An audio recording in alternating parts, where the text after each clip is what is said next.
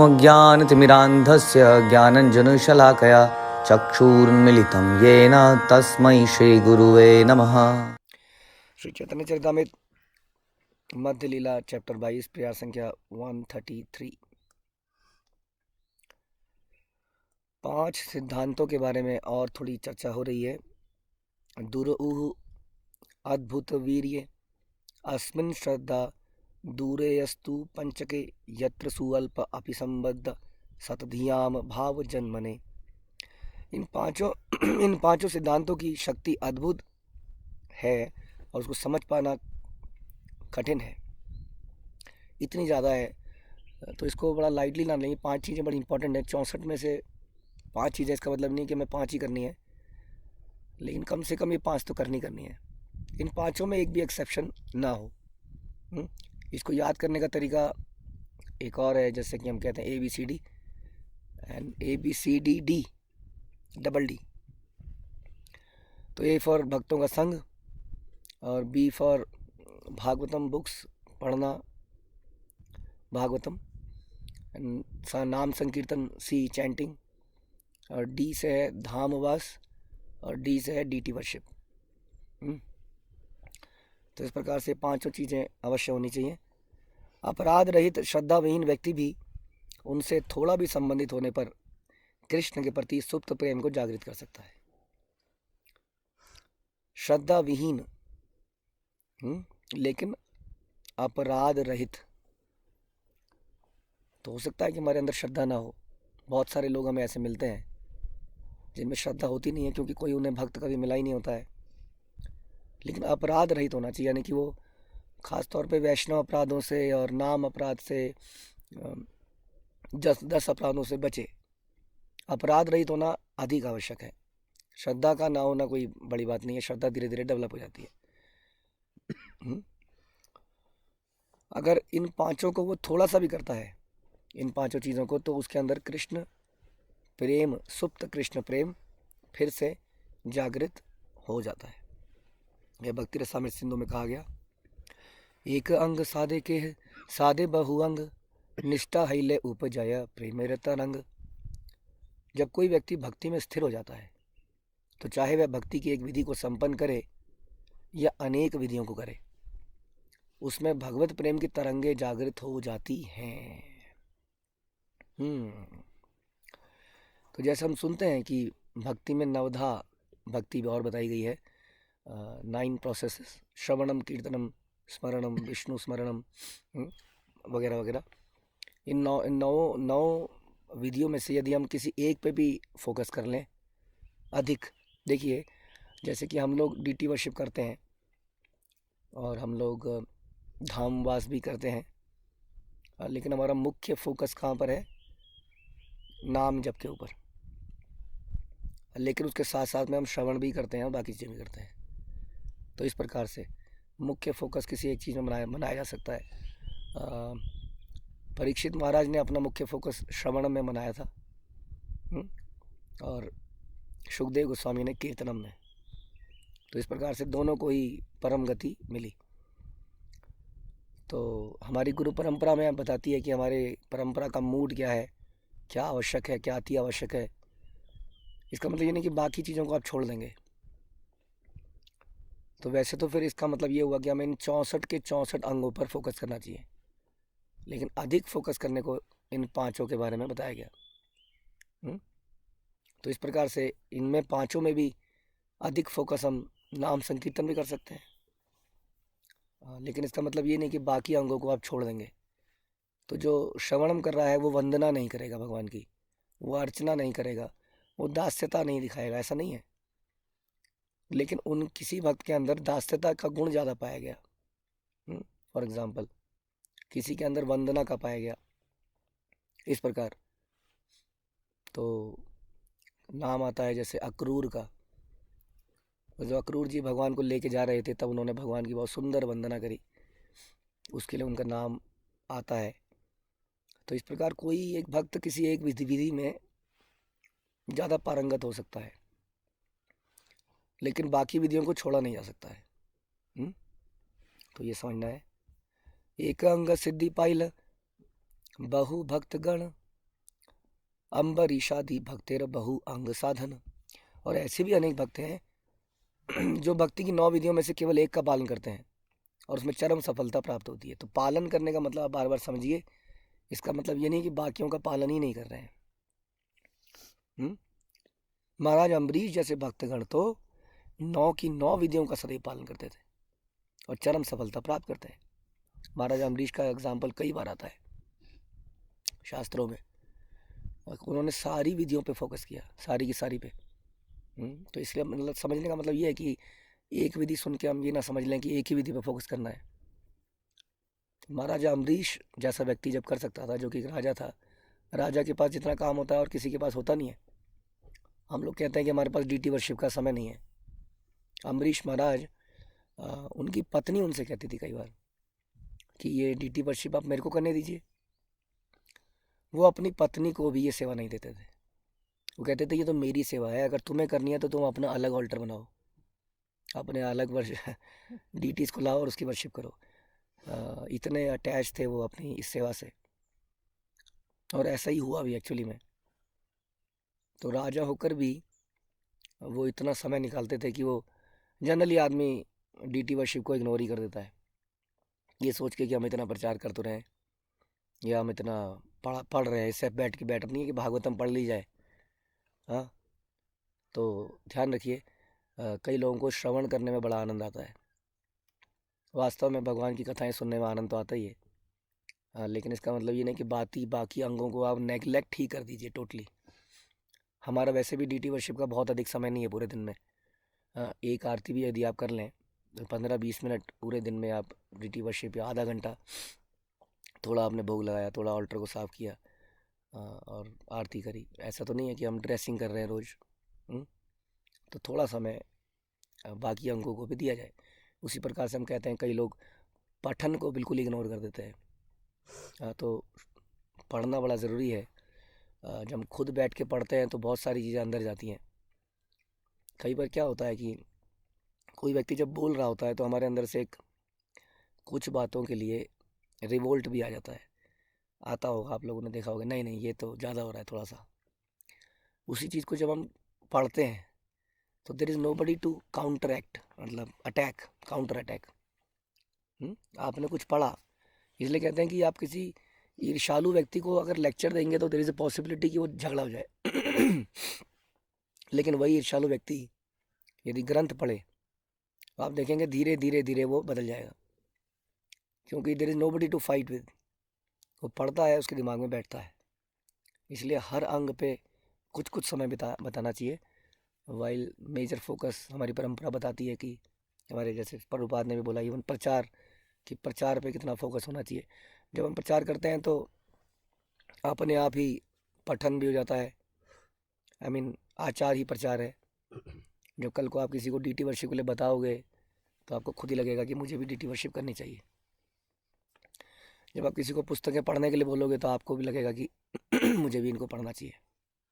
हाँ, तो इस प्रकार से प्रचार से ये सारे काम हो जाते हैं। तो महाराजा अम्बरीश ने राजा होते हुए भी इन सारे भक्ति के अंगों का पालन किया।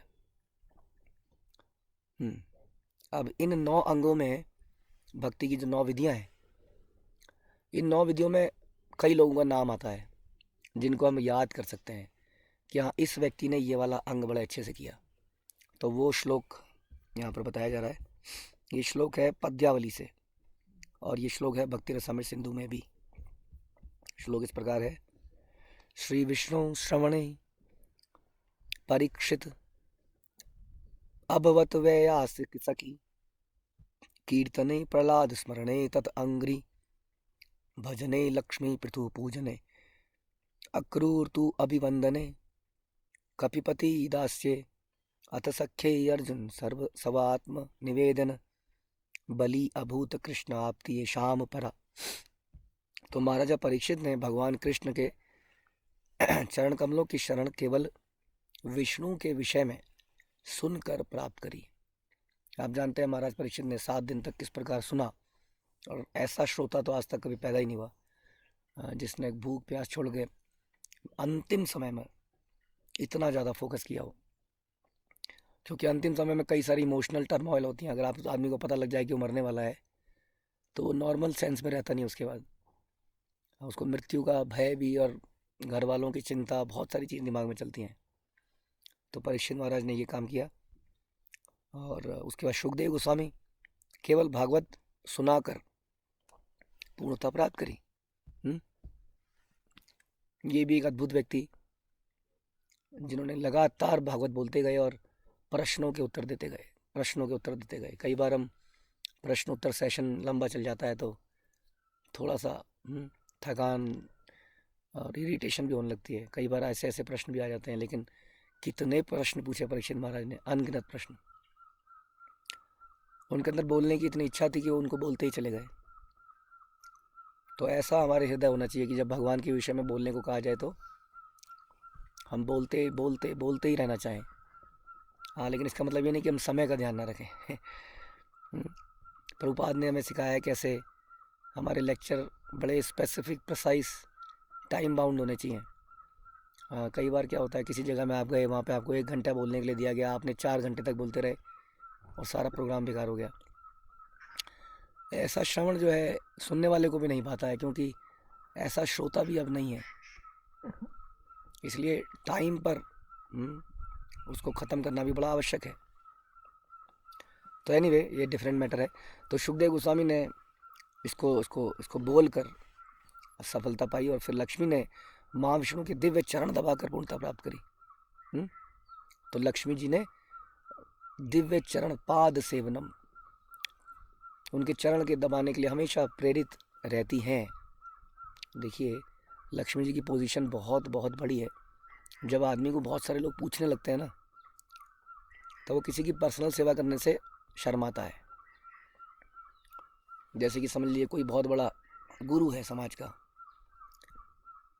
सामाजिक तौर पे न, जनरली हमारी परंपरा में तो खैर डिफरेंट मूड है, हम उसको कभी मीनियल सर्विस करते हुए नहीं देखेंगे कि वो छोटी छोटी सेवाओं को करे, क्योंकि उसकी पोजीशन बहुत बड़ी हो जाती है और बहुत लोग उसको पूछने लगते हैं। ऐसी पोजीशन है लक्ष्मी जी की। सारा संसार उनको चाहता है, पूछता है, लेकिन वो हमेशा, आप हर पिक्चर में देखेंगे, कभी आएगा जी लक्ष्मी जी पैर दबा रही हैं, कभी हम सुनाई देता है कि लक्ष्मी जी पोंछा लगा रही हैं अपने बालों से। हाँ, ऑपुलेंस की देवी, भाग्य की देवी, वो उनका भाव ऐसा है कि वो अपने पति विष्णु के पैरों पे हमेशा रहती है। तो उन्होंने ये करके पूर्णता प्राप्त करी। महाराज पृथु ने अर्च विग्रह की पूजा करके, तो अर्च विग्रह की पूजा करके भी आप अल्टीमेट सफलता प्राप्त कर सकते हैं, केवल अर्च विग्रह की सेवा करके। ये प्रसंग हम कई बार देते हैं इस्कॉन के बड़े बड़े आचार्यों का। हमने देखा कि किस प्रकार से रूप गोस्वामी ने गोविंद देव जी की स्थापना करी, इतना सुंदर मंदिर बनाया, जिसको आज भी आर्कियोलॉजिकल डिपार्टमेंट स्टडी करते हैं कैसे बनाया है मंदिर। राधा मदन मोहन मंदिर अपने आप में एक मिसाल है। तो बहुत सारी हमारे आचार्यों की राज, और लेटेस्ट हम देखते हैं जैसे सारे हमारे इस्कॉन के सन्यासी हिज होलिनेस गोपाल कृष्ण महाराज हमेशा अपने डीटीज़ की वर्शिप हर जगह, हर समय, हमेशा नित्य करते हैं। इवन हम सुनते हैं राधानाथ महाराज, जिन्होंने जो बताते हैं कि 11 साल तक उन्होंने केवल डीटी वर्शिप करी। वो कहते थे कि मेरे को मंदिर के बाहर पता ही नहीं था दुनिया है क्या, बस वही मंदिर, क्योंकि बहुत सारी सेवाएं होती हैं। 11 साल तक उन्होंने लेक्चर देना उनको आता नहीं था, जो आज इतना बोलते हैं, इतना लोगों को प्रभावित करते हैं। वो बोलना ही नहीं आता था उन्हें, या कह लीजिए कि बोलने का प्रयास ही नहीं किया कभी, क्योंकि उस सेवा में इतने लगे रहे। और उसके बाद में उनको यह आदेश मिला कि आप ऐसा कीजिए। तो कितनी प्योरिटी आती होगी इस चीज़ प्रोसेस से। खासतौर पे मैं कहता हूँ बच्चों को ये कराना चाहिए, क्योंकि डीटी वर्शिप में थोड़ा व्यक्ति के अंदर जो चंचलता है वो समाप्त होती है। उसको स्थिर रहना पड़ता है एक जगह पर, साफ सफाई का ध्यान रखना पड़ता है, डिसिप्लिन होना पड़ता है। तो ये बहुत ही अपने आप में ही बहुत बड़ी सेवा है। लेकिन हमें हाइपर एक्टिविटी चाहिए, हमें कहीं जाना है, ट्रैवलिंग करनी है, तो जनरली रेस्टलेसनेस की वजह से आज की जनरेशन डीटी वर्षी के प्रति अट्रैक्ट नहीं होती है। तो महाराजा पृथु ने इसको कर कर परफेक्शन प्राप्त करी। अक्रूर ने भगवान की स्तुति करी और स्तुति करके ही पूर्णता प्राप्त कर ली।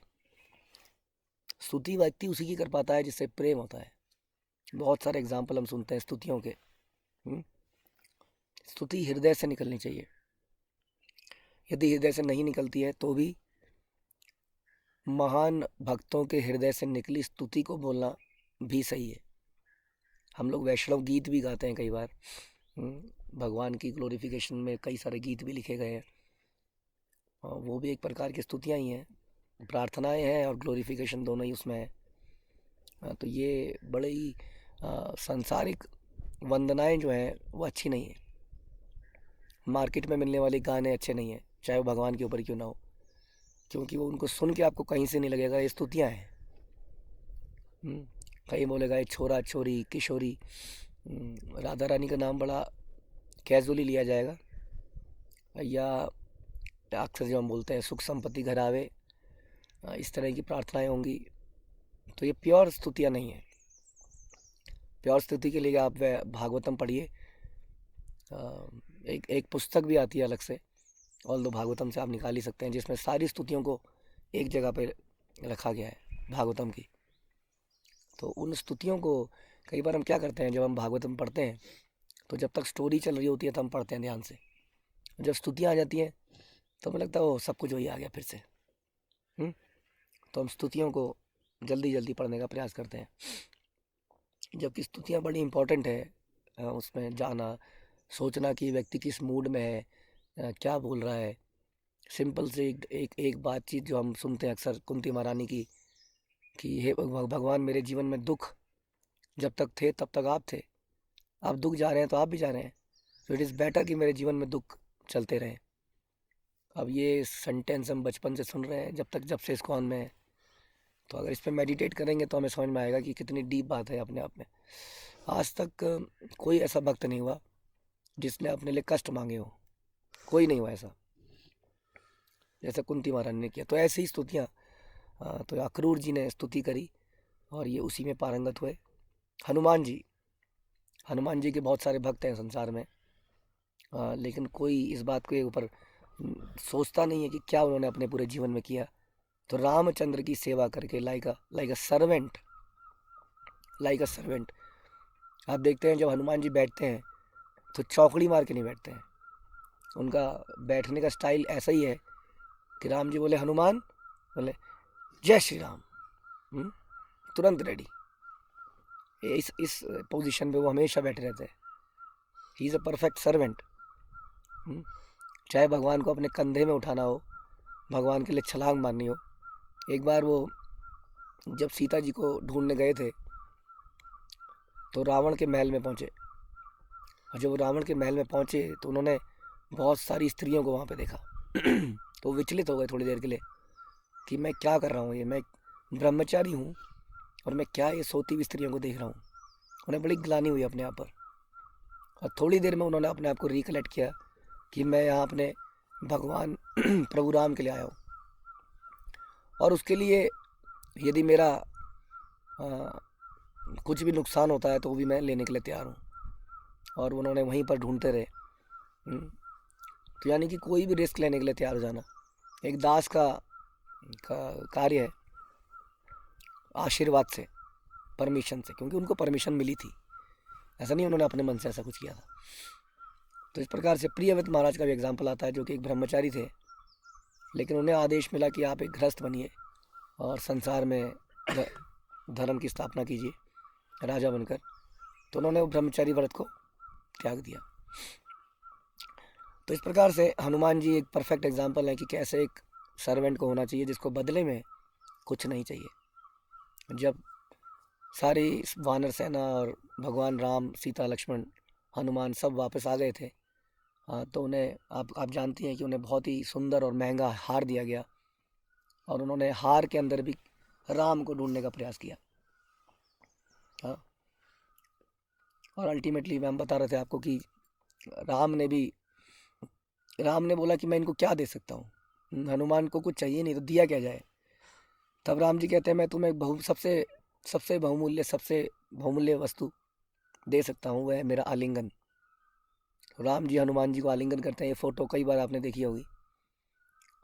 तो एक सर्वेंट को बदले में कुछ चाहिए नहीं होता है, और सर्विस और अपने स्वामी की प्रसन्नता ही उसका जीवन होता है। ऐसा हनुमान जी ने करके दिखाया। लेकिन कितने दुख की बात है कि सारा संसार उनसे क्या मांगता है? हाँ, अष्ट सिद्धियाँ, धन, स्वास्थ्य, पत्नी, पति किससे मांगी जा रही हैं? जिन्होंने अपने पूरे जीवन में केवल बलिदान दिया।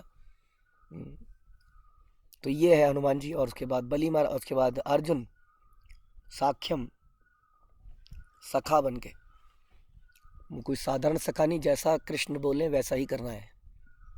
ऐसा उन्होंने कई जीवन में कई एग्जाम्पल दिखाए कि उनके उनके उनके अंदर 1% भी डाउट नहीं था। जब अर्जुन और दुर्योधन युद्ध से पहले कृष्ण के पास गए मदद मांगने के लिए, तो अर्जुन को पहला मौका मिला, लेकिन दुर्योधन को डर था कहीं अर्जुन कृष्ण की नारायणी सेना को ना मांग ले। लेकिन अर्जुन तो पहले से क्लियर था कि उन्हें केवल कृष्ण चाहिए। जबकि कृष्ण बोल चुके थे कि उन्हें युद्ध नहीं लड़ना है, मतलब कोई हथियार नहीं उठाएंगे। फिर भी कृष्ण को अर्जुन ही चाहिए थे। तो ये भी एक शुद्ध, एक सच्चे सखा का पहचान है कि मित्रता, प्रेम। आजकल के समाज में ये वर्ड बहुत ज़्यादा फैल गया है, तो मेरा दोस्त है, ये दोस्ती हम नहीं छोड़ेंगे। लेकिन ये दोस्ती में कई बार बहुत सारे कन्फ्लिक्ट आ जाते हैं। जर जोरू जमीन कहते हैं ना कुछ, कि कोई कॉमन, जब भी कोई कॉन्फ्लिक्ट ऑफ इंटरेस्ट होता है तो ये दोस्ती समाप्त हो जाती है। सच्ची दोस्ती भी यही है जिसमें हम अपने मित्र के लिए सब कुछ त्याग करने के लिए रेडी हो जाए। यही वास्तविक दोस्ती है, जो कि हमें यहाँ पर इन एग्जाम्पल से मिलती है। तो इस प्रकार का सखा बनना कृष्ण अपने गोप सखाओं को बोलते हैं। जब दावाग्नि जलती है, जंगल में आग लग जाती है, चारों तरफ आग ही आग, सारी गायें, सारे ग्वाल आग से झुलसने लगे। सबने बोला हे कृष्ण हमें बचाओ। और कृष्ण क्या बोलते हैं? कृष्ण कहते हैं डोंट वरी, आंखें बंद कर दो और नीचे लेट जाओ। तो बताइए, आग में आप आंखें बंद करके लेट जाओगे तो क्या होगा? हम लोग इसको सोचते नहीं है कि हाउ डिफ़िकल्ट इट इज़। हमारे घर में आग लग जाए और हमें कोई बोले कुछ मत करो, लेट जाओ, और सारे ग्वाल वाला आँख बंद करके लेट जाते हैं। इतना ट्रस्ट उन्हें कृष्ण पे होता है, और कृष्ण सारी अग्नि को पी जाते हैं। तो दोस्त बनना भी कोई आसान बात नहीं है। भगवान का दोस्त, ये एग्जाम्पल्स हैं कुछ गोपों के, अर्जुन के, और अंत में बलि महाराज। तो बलि महाराज ने कृष्ण के चरण कमलों में अपना सर्वस्व अर्पित कर दिया। एक अद्भुत एग्जाम्पल है बलि महाराज का, जिसको पहले से ही बताया जा चुका था कि ये आपको चीट करने आया है। Narayan is going to cheat you. Shukracharya उसको बता रहे हैं, और वो कह रहे हैं okay no problem, Narayan is the owner. अगर वो चीट करना चाहते हैं तो फिर हमें चीटेड हो जाना चाहिए। जैसे गोपियाँ जो है गोपियाँ माखन चुराए जाने पर, चीटेड होने पर प्रसन्न होती थी, और कृष्ण अक्सर उन्हें चीट कर देते थे। हाँ, तो बलि महाराज के दिमाग में भी यही था कि अगर ये मुझे धोखा भी देंगे तो इन्हीं का तो सब कुछ है। और वही हुआ अल्टीमेटली। अगर ये केस आजकल की अदालत में डाला जाए तो मुझे नहीं लगता कि वामन देव इसमें जीतेंगे, क्योंकि इट्स अ चीटिंग। आपने बोला 3 पैर जमीन लोगे, इट्स क्लियर कट चीटिंग। हाँ, 3 पैर के चक्कर में आप क्या एक्सपेक्ट किया जाता है आपसे? 3 पैर जमीन कितनी होती है? आप उसको टेक्निकली साबित नहीं कर सकते, देखिए जी मैं बड़ा हो गया। कहीं तो पहले जब तुमने मांगा था तब का साइज़ बताओ ना, बाद का साइज़ क्यों बताते हो? मैंने तो तुम्हारे साइज़ को देख के बोला था 3 पैर ले लो। हाँ, तो it's clear cut case of cheating. लेकिन बलि महाराज उसके बाद भी कोई रिवोल्ट नहीं करते हैं, और बोलते हैं अब आप मेरे सर पे पैर रख लीजिए, मुझे ले लीजिए, बचा ही क्या है मेरे पास। और उसके बाद भी उन्हें बांध देते हैं भगवान, बांध के रख लेते हैं। और तब शुक्राचार्य, देखा मैंने तुम्हें बोला था। लेकिन बलि महाराज इतने समर्पित थे, उसके बाद भी वो बिल्कुल भी समर्पित ही रहे, और उनके समर्पण को देखकर वामन देव जी ने बोला कि आज के बाद मैं हमेशा तुम्हारे द्वार पर एक पहरेदार की तरह रहूंगा। ऐसा कहते हैं कि सुतल में, जहाँ तक मुझे याद है, 12 द्वार हैं, 12। तो कहीं से भी बली महाराज निकल सकते हैं। And so Vaman Dev has to be very quick. सोचिए कि कौन से द्वार से बली महाराज निकलेंगे और उस द्वार के आगे वो खड़े हो जाएंगे। तो भगवान के ऐसा किसी के प्रति ऐसा सर्वेंट बन जाए तो पॉसिबल नहीं है, द्वारपाल बन जाए। जस्ट क्यों बना, ऐसा क्यों हुआ? जब बली महाराज का समर्पण उन्होंने देखा। तो ये नवधा भक्ति में अलग अलग लोगों के एग्जाम्पल हैं। तभी कहते हैं कि भक्ति जो है सरल तो है लेकिन इतनी इजी नहीं है। इतना बलिदान, इतनी हृदय की स्वच्छता, ये पॉसिबल नहीं है हमारे लिए, क्योंकि बहुत सारे पर्सनल मोटिव्स हैं। कई बार हमारे साथ कुछ गलत हो जाता है तो हम तो एकदम से रिवोल्ट कर देते हैं, छोड़ने को तैयार हो जाते हैं। कई लोगों को मैंने स्वयं भक्ति छोड़ते हुए देखा है, जब उनके जीवन में बहुत सारे दुख आए। कई गुरु परंपरा को छोड़ देते हैं। तो जब तक हमारा अच्छा हो रहा है तभी तक हम सब कुछ करने को तैयार रहते हैं, और जैसे ही कुछ हमारा बुरा हो जाए, अपमान हो जाए, बहुत सारे दुख आ जाए, तो हम छोड़ देते हैं। लेकिन ये जो भी एग्जाम्पल आपने सुने, ये एग्जाम्पल कुछ और ही दिखाते हैं। विकट परिस्थितियों में देखिए, परीक्षित महाराज विकट परिस्थिति, अर्जुन सारी बहुत ही डेंजरस सिचुएशन, बली महाराज, मतलब कोई भी एग्जाम्पल, हनुमान। तो इन्होंने अपने स्वभाव को, जो इनका भगवान से रिलेशन था, चाहे वो दास्य में चाहे वो साख्य में, उसको किसी पर कंडीशनल नहीं होने दिया कि ऐसा है तो करेंगे, नहीं तो नहीं करेंगे। तो इसलिए बोला गया कि बहुत ज़्यादा टेक्निकल मत होइए, कम से कम किसी एक अंग में तो पारंगत होइए डीपली, चाहे आप बाकी अंगों को करते जाइए। लेकिन क्या कहते हैं वो, jack of all and master of none. हर जगह टांग घुसा देना, लेकिन किसी को भी अंदर घुस के नहीं करना और कहना कि हम तो कर रहे हैं जी। हमने देखो जी आधा घंटा रीडिंग भी कर ली, आधा घंटा पठन भी कर लिया, ये भी कर लिया, वो भी कर लिया, लेकिन किसी भी चीज़ को डीपली नहीं किया, सब ऊपर ऊपर से तैरते रहे। तो फिर ये नहीं हासिल होगा जो हम करने की कोशिश कर रहे हैं। तो ऐसा हमें कुछ करना चाहिए। अब राजा अम्बरीश का यहाँ पे एग्जाम्पल दिया जा रहा है। श्रीमद् भागवतम का श्लोक आपने कई बार सुना है, और इसकी पहली लाइन अक्सर आप सुनेंगे, सवई मनः कृष्ण पदारविंदयोर वंचासी वैकुंठ गुणानुवर्णने करो हरेर मंदिर मार्जनादिषु श्रुतिम चक्राच्युत सत्कथोदय मुकुंद लीला लिंगालय दर्शने दर्शो तभृत्य गात्र स्पर्शेंग संगमम ग्राणम च तत्पाद सरोज सौरभे श्रीमत्तुलस्या रसनाम तदर्पिते पादौ हरे क्षेत्र पदानुसर्पणे शिरो ऋषिकेश पदाभिवंदने कामम च दास्येन तु काम काम्यया यथोत्तम श्लोक जनाश्रया रति। अब एक और एग्जाम्पल कि महाराजा अम्बरीश सदा अपने मन को कृष्ण के चरण कमलों में लगा के रखते थे। अपनी वाणी को आध्यात्मिक जगत में तथा पूर्ण पुरुषोत्तम भगवान का वर्णन करने में तो बोलते थे तो कृष्ण के बारे में, या कृष्ण के लिए ही वो राज्य को चलाते थे। इसलिए राज्य में कर वसूली करना, कोई डिसीजन लेना, सब में कृष्ण का रेफरेंस डाल देते थे। तो हमारे भक्त भी ऐसा करते हैं, जब कुछ सोचते हैं कि अब क्या किया जाए तो सोचते हैं अच्छा ऐसे में भगवान ने क्या किया था, हमारे आचार्यों ने ऐसे में क्या किया, फिर उसको कोट करते हैं, देखिए जब ऐसा हुआ था तब उन्होंने ऐसा किया था। तो अपने डे टू डे लाइफ के मैटर्स में भी वो कृष्ण को ले आते हैं। इस प्रकार अपने हाथों को भगवान का मंदिर को साफ करने में, धोने में, इससे प्रूव होता है कि वो राजा होते हुए भी अपने मंदिर को अपने हाथ से धोते थे। ऐसा नहीं था उन्होंने सर्वेंट लगाए हुए थे कि आप मंदिर को धो दीजिए, मैं सिर्फ वर्शिप करने आऊँगा। फॉर एग्जाम्पल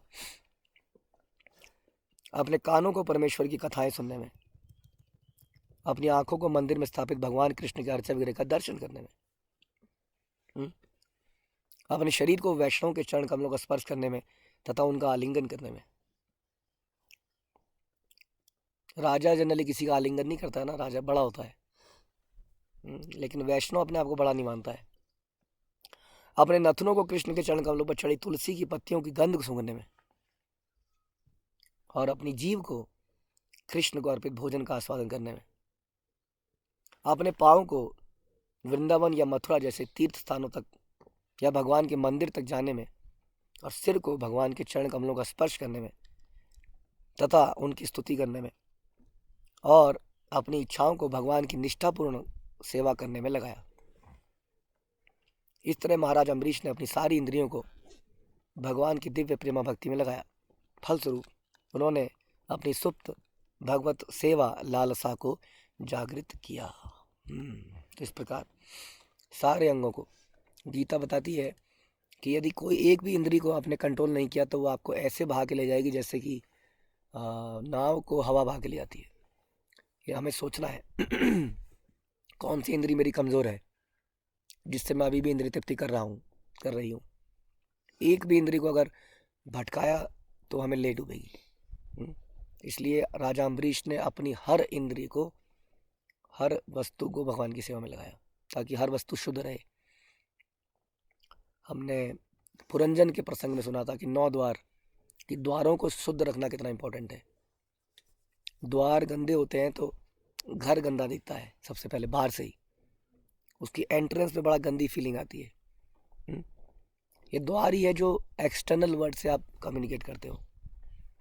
इन द्वारों को शुद्ध रखना बड़ा ज़रूरी है और कोई भी चीज़ को शुद्ध करने के लिए उसको कृष्ण पे लगाना ज़रूरी है, नहीं तो वो अशुद्धि करती है, उसके उस व्यक्ति के अंदर ही अशुद्धि कर देगी।